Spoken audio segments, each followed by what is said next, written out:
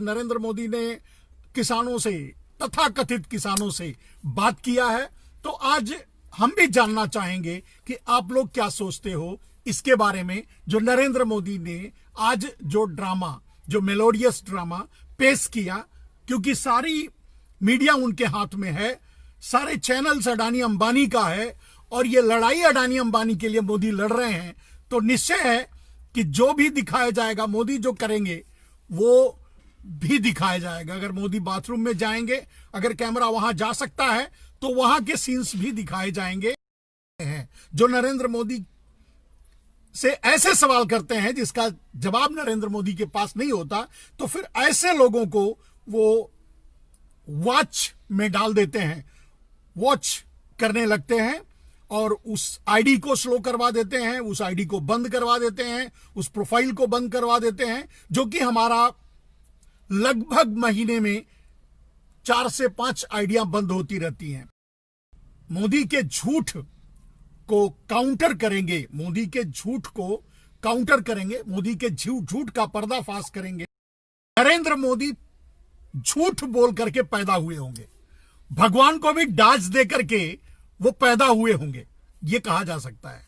नरेंद्र मोदी शायद अपने जीवन में कभी सत्य बोला हो, और कम से कम जब से नरेंद्र मोदी राजनीति में सक्रिय हैं, तब से मैं भी जानने लायक हूं, समझने लायक हूं, दुनिया को समझ रहा हूं।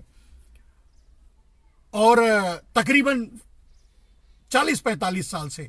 लेकिन जब नरेंद्र मोदी सक्रिय हुए, जब वो लाल कृष्ण आडवाणी का भोंपू पकड़ करके उनके पीछे खड़े हुआ करते थे, तब से अगर उनको वॉच करें, और उसके बाद अगर थोड़ा वो सामने जब आए राजनीति में, तो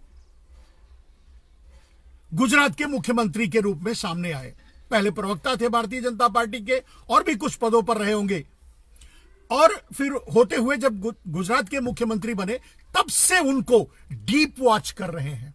मेरे दोस्त, मैं इस दावे के साथ कहता हूं कि कोई भी, दुनिया का कोई भी इंसान, देश या विदेश, दुनिया का कोई भी इंसान अगर एक बात बता दे कि नरेंद्र मोदी ने इस मौके पर यह बात सच बोली थी, तो मैं उसका चरण छू लूंगा, मैं उसका गुलाम बन जाऊंगा। अब 20 लाख करोड़ रुपए का पैकेज अगर उन्होंने घोषणा की थी, तो 20 रुपए भी किसी को मिला हो ऐसा नहीं है। कम से कम उस फंड से आपने देखा कि कोरोना केयर फंड भी उन्होंने बनाया, उसे भी खा गए, उसका भी हिसाब देने के लिए तैयार नहीं है। वैसे तो देश ही बेच के खा रहे हैं मेरे दोस्त, तो वो किसी का हिसाब क्या देंगे। लेकिन अब आज जो स्पेशली नरेंद्र मोदी ने आज का दिन क्यों चुना, आज वो किसानों को किसान सम्मान निधि 2000 रुपया 3 महीने में एक बार देते हैं, नहीं 2 3 6 4 महीने में एक बार देते हैं, 4 महीने में एक बार 2000 रुपया देते हैं। अब वो किसी को मिलता है, किसी को नहीं मिलता। जब चुनाव रहता है तो कुछ ज्यादा लोगों को मिल जाता है, जब चुनाव नहीं रहता तो किसी को नहीं मिलता। तो एक परिवार को अगर 5 किलो अनाज दे रहे थे, और 5 किलो अनाज दे करके जिसको आप जिंदा रखे कि 6 महीने अगर आप 5 किलो अनाज 5-6 महीने जब तक दिए, अगर ना दिए होते तो वो शायद जिंदा भी नहीं रहते। और यहां तक आपने कहा कि भाई ये लीजिए 5 किलो अनाज और इसमें ऐश कीजिए, इसमें अपना छठ मनाइए, दिवाली मनाइए और पता नहीं क्या क्या। अब एक बात बताओ नरेंद्र मोदी, कि अगर 2000 रुपए आपने हर किसान को दे ही दिया, वो सुखी ही हो गए, तो ये 5 किलो अनाज की क्या जरूरत पड़ी उनको जिंदा रखने के लिए। और अगर 84 करोड़ लोग, 84 करोड़ लोगों को, आपके रिकॉर्ड के अनुसार 84 करोड़ लोगों को आपने 5 किलो अनाज दे दे करके जिंदा रखा, अगर तो आपका 2000 रुपया कहीं काम नहीं आया। क्योंकि कोरोना तो शहर को इफेक्ट किया था, और गांव में किसान तो अपना काम कर रहे थे, किसानों ने अच्छी पैदावार दी, आपने पूरा देश तो बेच खाया, लेकिन सिर्फ और सिर्फ पूरे देश की जीडीपी, पूरे देश को आपने बेच खाया, लेकिन कृषि क्षेत्र जो है इस देश की जीडीपी को संभाल के रखा। अब दोनों बातों में कॉन्फ्लिक्ट है। आप सोच के बताइए कि अगर आपका ये 2000 रुपया सम्मान निधि काम ही करता, लोगों को सुखी ही बना देता, जैसा कि आपके टीवी चैनल पे आकर के आपके सामने वर्चुअली लोग माने तथाकथित किसान जुड़ रहे हैं और वो बता रहे हैं कि वो सुखी हो गए हैं, तो वो 84 करोड़ लोग कौन हैं जिनको आपने 5 किलो अनाज देकर जिंदा रखा? नरेंद्र मोदी, ये देश को बताइए। कहने का मतलब दोनों में से एक कोई झूठ है। किसान निधि तो एक जुमला है। अब 18 करोड़ लोगों को, 9 करोड़ लोगों को अब आपने 2000 रुपया डाल दिया, तो अब वो उनको वो तो राज करेंगे, उनका तो जीवन बन गया अब इससे 2000। लेकिन 2000 रुपए में क्या मिलता है, कहां मिलता है, कितना मिलता है? जब ये आप अगर कभी चाय बेचते बेचते सीधे देश बेचने पर आ गए, अगर चाय बेचने के बाद अपनी बीबी को साड़ी लाए होते खरीद करके, उसके साथ जीवन गुजारा होता, सब्जी खरीद के लाए होते, दाल खरीद के लाए होते, दूध खरीद के लाए होते, नमक खरीद के लाए होते, मसाले खरीद के लाए होते घर पे और घर चलाए होते, तो आपको एहसास होता। आप तो बीबी को वैसे ही छोड़ के भाग गए। भागने में आपके बीबी छोड़ने पर मैं नहीं कह रहा हूं, ये तो आपने सुविधा ही दे दी है। सारे रंडवे भड़वे जो हैं सब आरएसएस और बीजेपी में हैं, ये तो समझ में आता है, उसमें मैं टिप्पणी नहीं करता। छोड़ के चले गए, कोई बात नहीं। मैं तो ये कह रहा हूं कि अगर कभी आप ऐसा किए होते तो आपको एहसास होता कि 2000 में क्या मिलता है और 2000 में क्या होता है। चलिए, कुछ लोग ये कहेंगे कि भाई कुछ नहीं मिला तो ये मिल गया, यही बहुत है। ठीक है,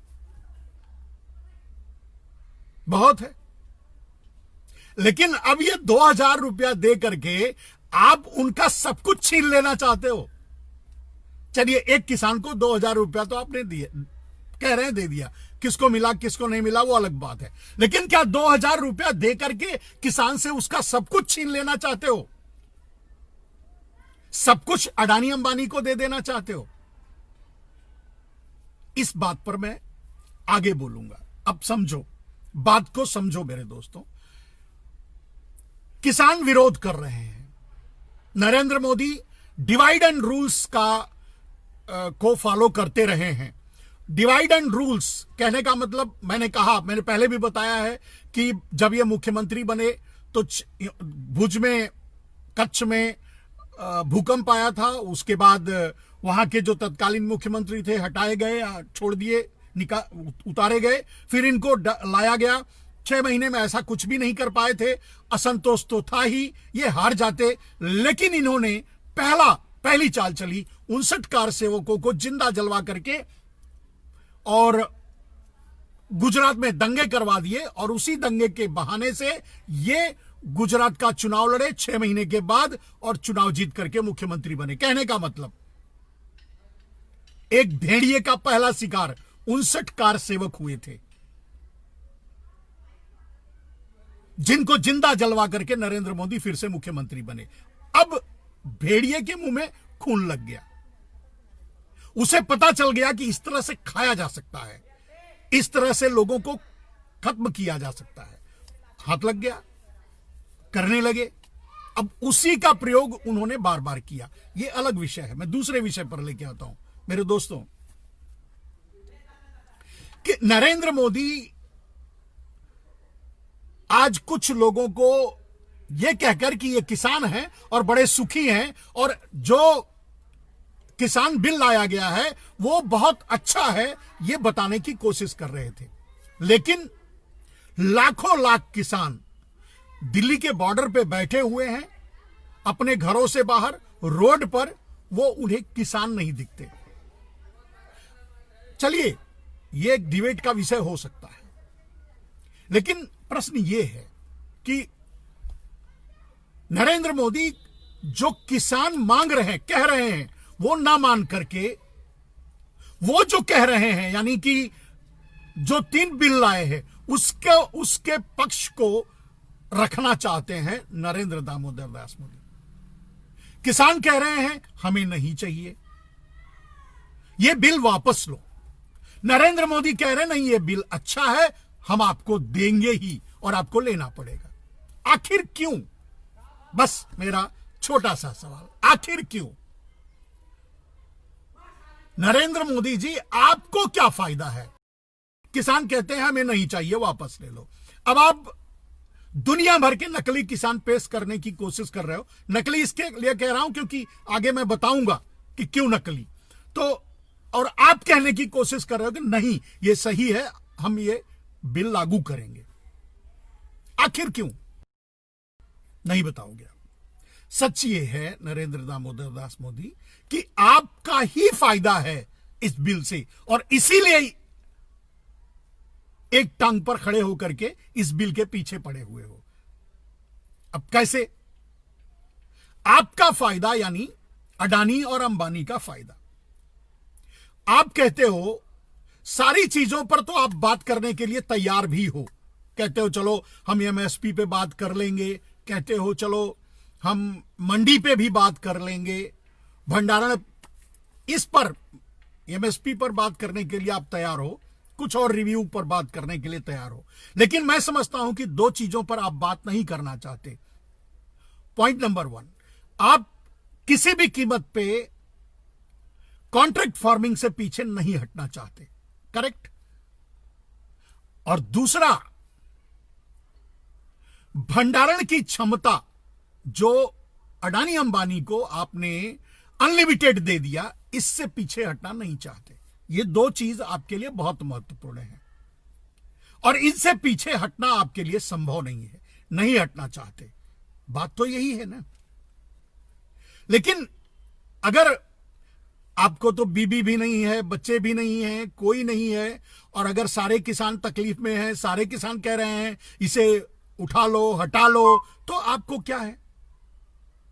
क्योंकि आपके लिए ये देश की जनता कोई मायने नहीं रखती अडानी अंबानी के सामने।